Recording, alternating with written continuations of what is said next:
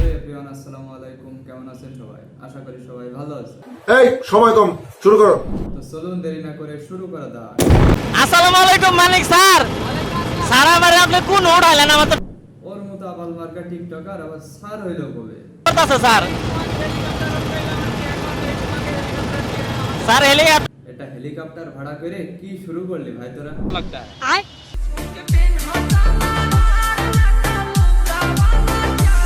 হেলিকপ্টারের পাইলট ভাবছে এ আবার কোথায় এলাম রে বাড়া।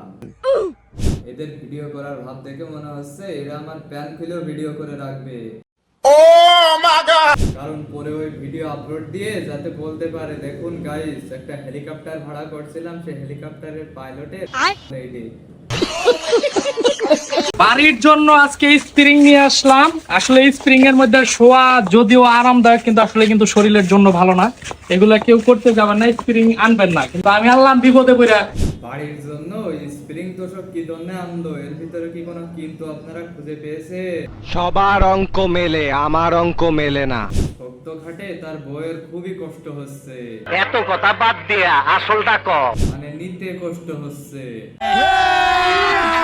আমি মজা আয়েগা না ভিড়ো। স্প্রিং তোষক না আনলে আর দিবে না, এটাই তার আসল বিপদ। মানিক ভাই এনে কি আর দিলাইছো? সেলুনে মানুষে কে লিগা হ্যাঁ মারা খাবার নিয়ে গেছি। ভাই আপনার কাস্টমার আইছে। বউয়েরটা বেচে হেলিকপ্টারের ভাড়া হচ্ছে না, তাই সে নিজেরটাও বেচতে এসেছে।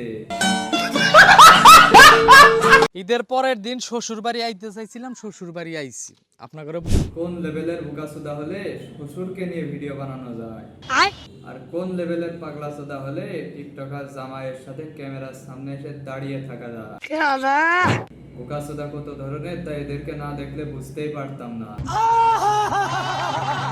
দেখেন বানর কাকে বলে। আমি একটা বাদাম ঢেল দিব, বাদাম ঢেল দেওয়ার সাথে সাথে শুধু বানর না, আপনি বলার আগে আমরা একটা বোকাচোদা বানর দেখে ফেলেছি। সেটা আর কেউ নয়, সেটা হচ্ছে আপনি।